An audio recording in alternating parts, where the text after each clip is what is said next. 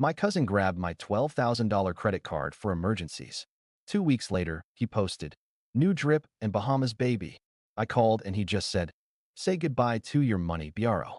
I didn't argue. I just said, "Okay." 2 weeks later, he got home from the Bahamas, opened his front door, froze, and just stared at what was waiting in the middle of the living room. My name's Mateo. I'm 31. In my family, I'm the fixer, the one who shows up with jumper cables, reads the lease before anyone signs, finds the missing W-2 in the junk drawer.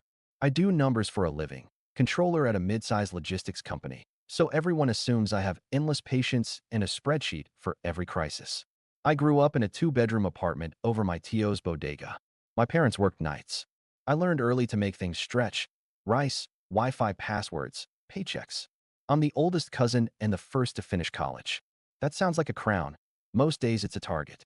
If there's a family emergency, it gets routed to me. The cousin I used to babysit is now 27 and calls himself LJ. Government name, Luis Javier. He's funny, charming, and allergic to a W-2. He sells sneakers, does content, flips used iPhones he swears are refurbished. He'll FaceTime from the trunk of a borrowed car with 5 boxes of Yeezys and a ring light clipped to the sun visor. He'll say, "Cuz, I'm 2 plays away from changing the game." He's been 2 plays away since high school. Sunday night, family dinner at my Tio Rosa's. The usual, aluminum trays of arroz con pollo, cousins yelling over Uno, my aunt's TV fighting the blender. I sat in the corner balancing my plate on my knee, answering my mom's questions about health insurance, nodding at the right times. LJ floated in late wearing a designer tee and a chain thick enough to tow a car. He saw me and grinned like we shared a private joke. He didn't sit. He just leaned on the doorframe, letting everyone look. "Mateo," he said, way too loud. "You still got that emergency card, right?" Heads turned. Forks paused halfway to mouths. My mother blinked. I kept eating. "Why?" He laughed. "Because emergencies happen." I set my plate down. "What kind of emergency are we talking about?" He raised both hands, palms out. "Relax. You know how it is. Life. Tire blows. Phone dies. Grandma falls. I'm just saying, it's smart to keep family covered." My aunt chimed in without looking up from the stove. "You know he hustles, Mijo. He's trying." LJ watched my face. He liked the crowd. He liked performing. When I didn't jump, he stepped closer, voice dropping until it was just for me.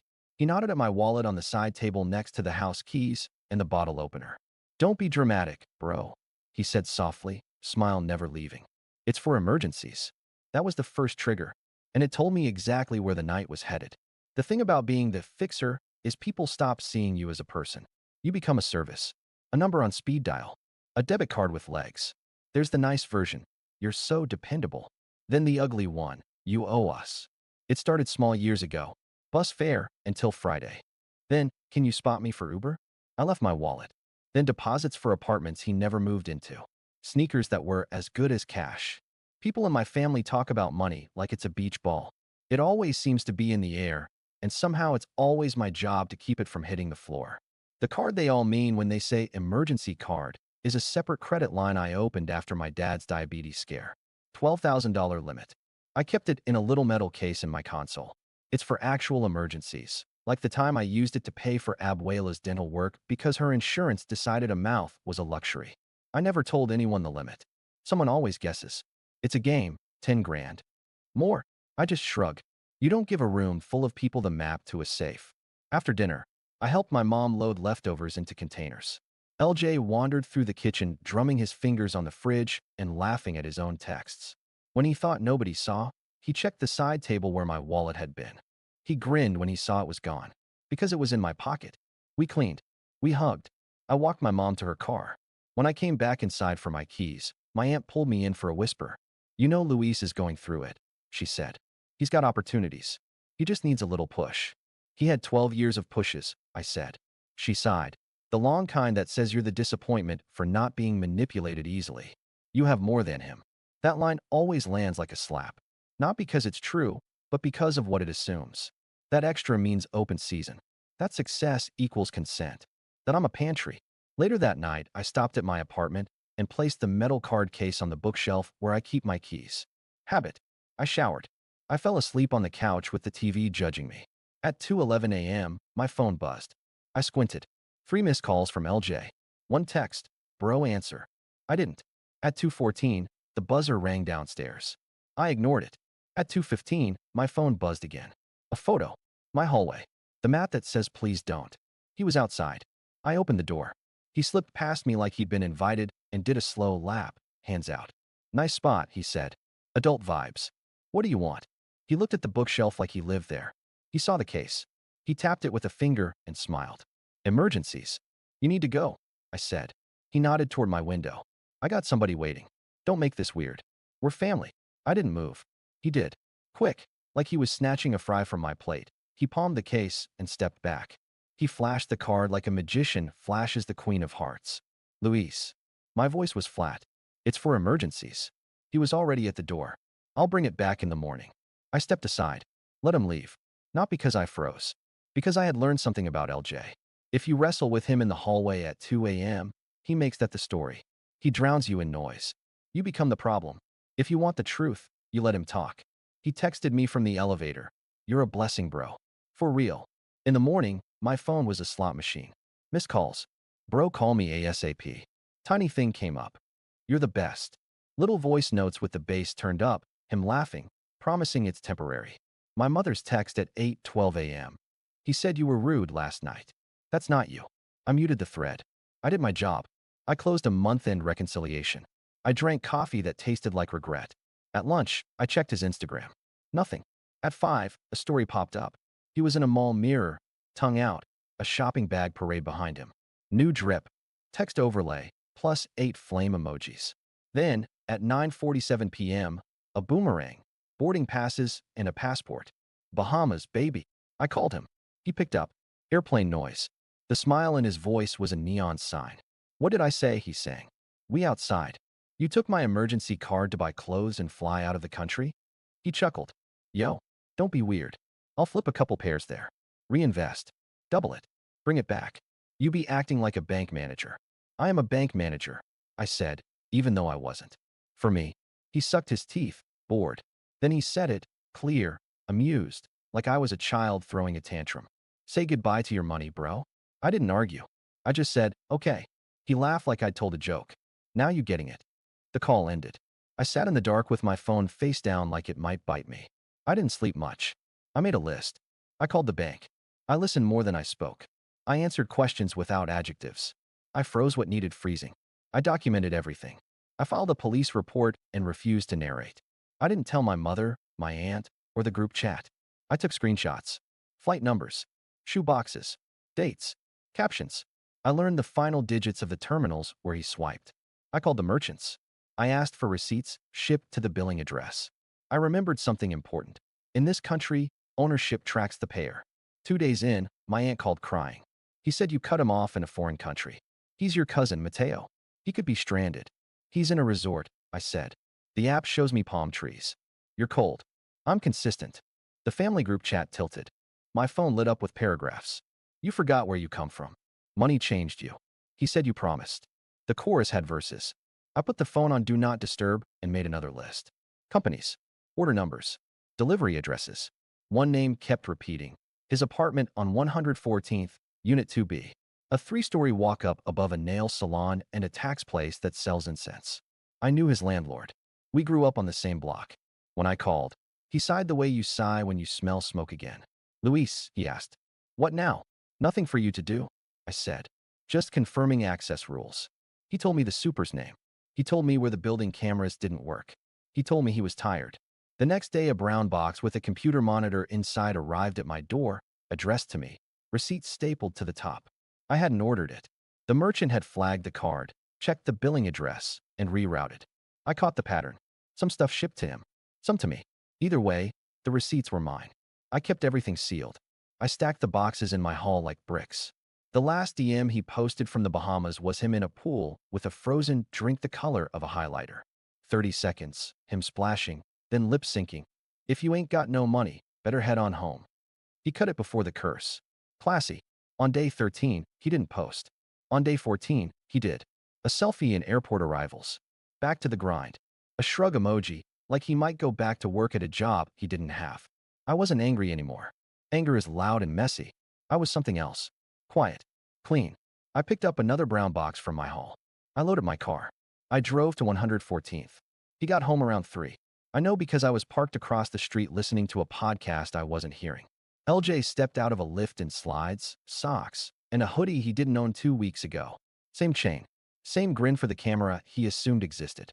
He dragged his carry-on like it owed him rent. He climbed the stairs to 2B. He opened his door. He froze. I wasn't inside. I wasn't waiting in the dark with dramatic lighting. I'm not a movie villain. But something was waiting in the middle of the living room. A folding card table I'd borrowed from the church rec room. On it, a fat yellow envelope with his name on it, a little disposable camera, and a single pair of scissors. He stood there for a full 3 Mississippi. Then he said, to no one, nah. He picked up the envelope. Inside, printed receipts with my name and the last 4 digits of the card. A clean list of every purchase he made with dates, times, amounts, screenshots of his stories, a copy of the police report, a letter from me written like a manual, not a poem. LJ's voice came back online as he flipped pages. Bro, he laughed. Bro. He didn't notice me until I cleared my throat from the doorway. The super had buzzed me up when I knocked earlier with a fresh apartment inspection slip. Super knows me. He's seen me plunge LJ's sink when LJ forgot to tell him the drain was clogged. LJ spun. Yo, what the hell you in here? The super, I said. You can't just walk into my place.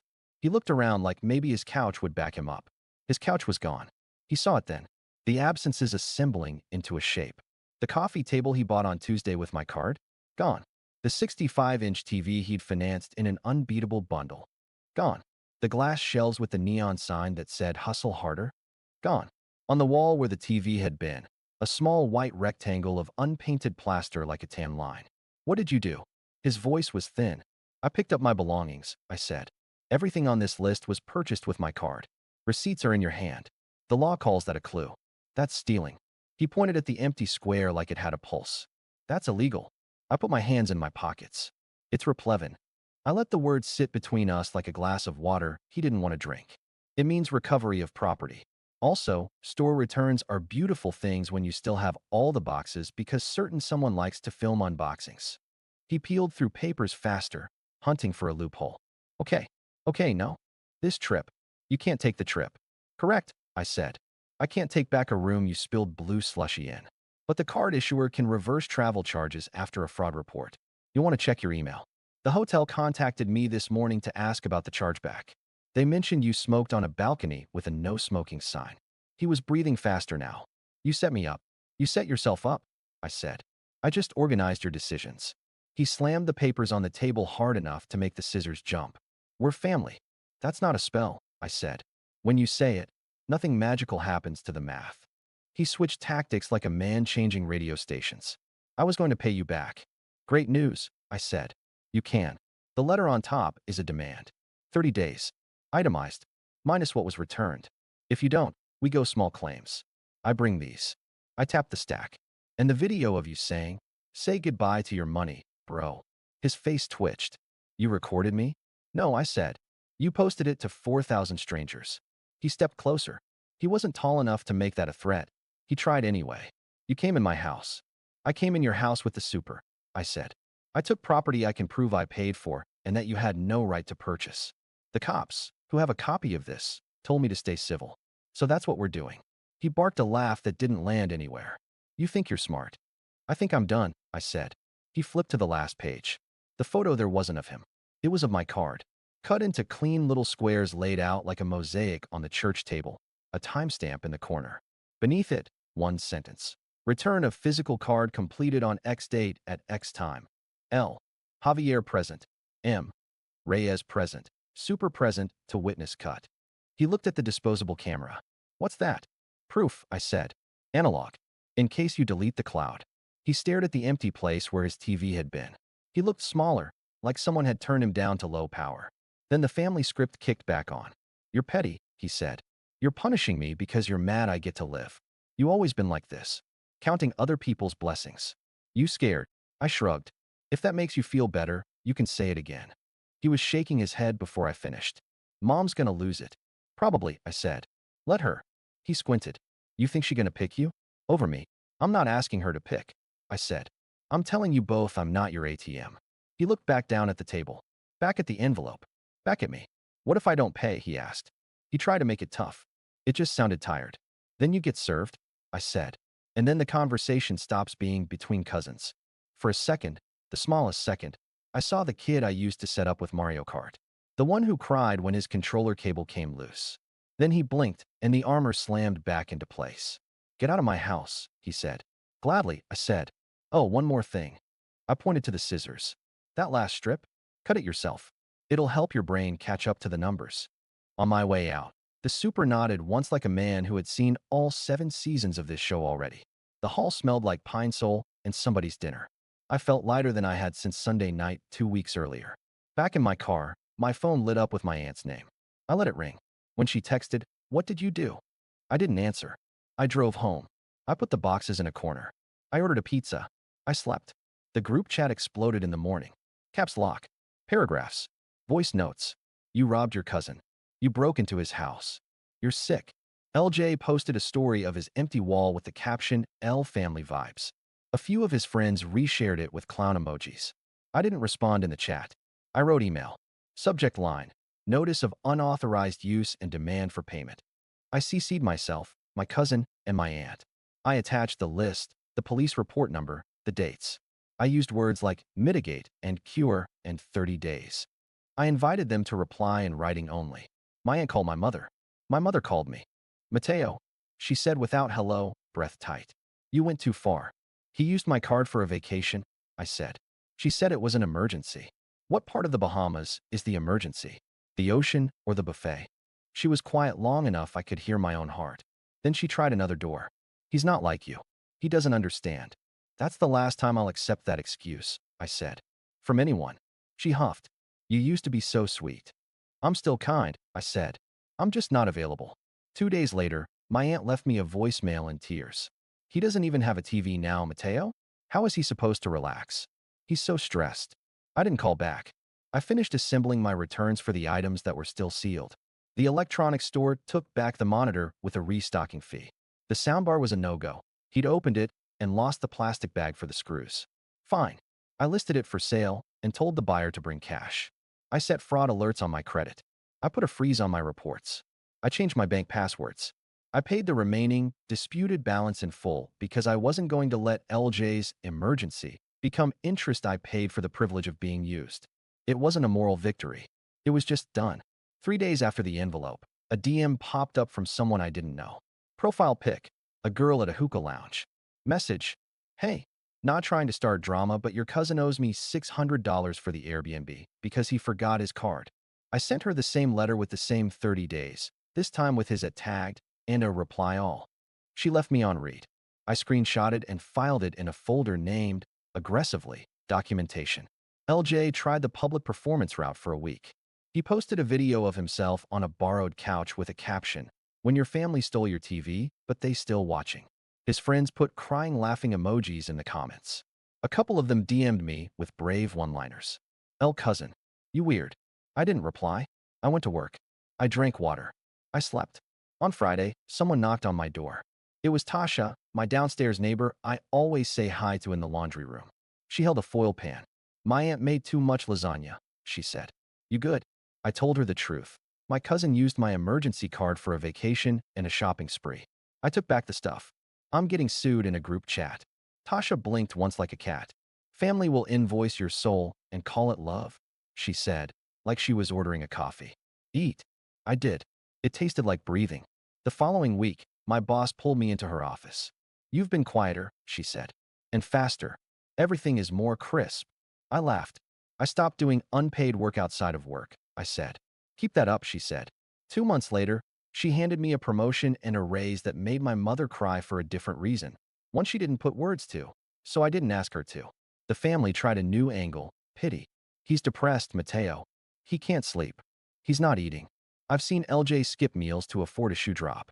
I've seen him sleep like a saint after lighting a fire in someone else's kitchen. I didn't swallow pity shaped like a leash. He texted me once, just once, after the envelope. No hello. No sorry. Just, you returned the wrong soundbar. The other one was nicer. I typed, file a counterclaim. I deleted it. I typed, read page 3. I deleted that too. I put the phone face down and went for a walk. On day 31, right on schedule, I filed in small claims. Clean, Boring, itemized. I asked for the remaining balance after returns plus the filing fee. I stapled photos. I printed his Bahamas, baby, story large enough for strangers to read. I felt ridiculous and steady at the same time. He was served at my aunt's. She called me in the aisle at Costco, shouting loud enough to rattle the vitamins. How dare you embarrass us like this? You embarrassed yourselves? I said. I just used a printer. 2 days after that, my cousin Selena texted me. Off the record, that was iconic. I said, I don't want it to be. She sent back a heart anyway. At the hearing, LJ arrived late in slides. He brought a friend who looked like a shadow. He tried jokes. The judge didn't laugh. He tried. We're family. The judge said, we're a court. He tried. He broke into my apartment. The super's affidavit on letterhead said otherwise. He tried. He said okay. The judge squinted. Okay to what? LJ fell silent like someone had turned down his volume with a remote. It wasn't dramatic. It was numbers. The judge granted me the amount plus costs. You can both leave, she said, which sounded like a blessing. I set up a wage garnishment because he refused to pay voluntarily. He doesn't have a job, my aunt said. He had a brand partnership. Turns out even content has payable streams. Slowly, the family group chat changed shape. Not overnight, but the tone shifted. An aunt who'd written, "You forgot where you came from," sent a recipe out of the blue. A cousin who'd clown emoji'd my boundary asked for help rewriting her resume. I helped her. Not with money. With track changes. And LJ? He got quieter. He stopped posting for a while. Then he posted thrift store finds he was flipping. Then he posted the gym. Then a selfie in a new apartment with a wall he'd actually painted himself. He still owed me. He sent $50 at 2:07 a.m. one night with a note. Toward the thing. Then $100 2 weeks later with a prayer hands emoji that annoyed me more than it should have. It was nothing and not nothing. My mom came over on a Sunday, looked at the stack of boxes I still hadn't returned, and sighed like a balloon surrendering air. I don't like how it went, she said. But I like that you're sleeping. I like it too, I said. She took a container of Eros from my fridge when she left the way moms steal from their kids' pantry and call it balance. I let her. It felt like the right kind of theft. People talk about closure like a clean door shutting. This felt more like a dimmer slowly turning up. The room didn't change. I did. One night, around midnight, my phone buzzed. A DM request from a guy I didn't recognize. Yo bro, need a card for an emergency. JK. I blocked him. I brushed my teeth. I turned off the light. He came by 2 months later. No announcement. Just knocked like a neighbor with a package. When I opened the door, he held up a bag from the bakery on the corner. Don't get excited, he said. It's day old. Those are cheaper, I said. We stood awkwardly in my doorway like we'd forgotten which roles to play. There was no TV-sized silence to fill. Just a small human one. I got your letters, he said finally. I get the money thing now. I don't need you to get it, I said. I need you to honor it. He nodded. I'm going to pay the rest. He shifted the bag between hands like it weighed more than bread. You really left that little camera on the table like I was going to frame you. I left it for me, I said. To remember. He laughed once. Not sharp. You cold, cuz. I'm warm to people who treat me like a person, I said. I'm cold to anyone who treats me like a wallet. He looked at the floor, then up. He opened his mouth. He closed it. He handed me the bag like a white flag. Tell Tia I stopped by, he said. Or don't. I'll tell her you returned the scissors, I said. He snorted. Those were your aunt's sewing scissors. She was mad. We stood there until it felt less like a standoff and more like the end of a long, stupid game.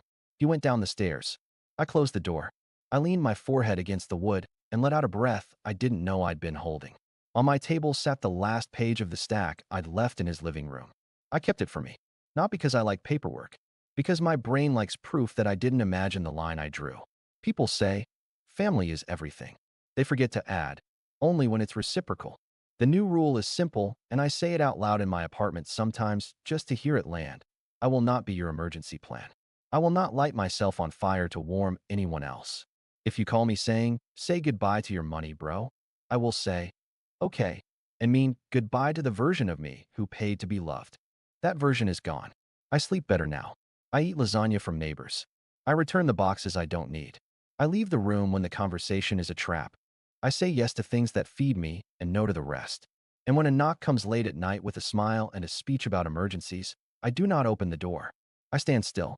I breathe. I let the knock turn into silence.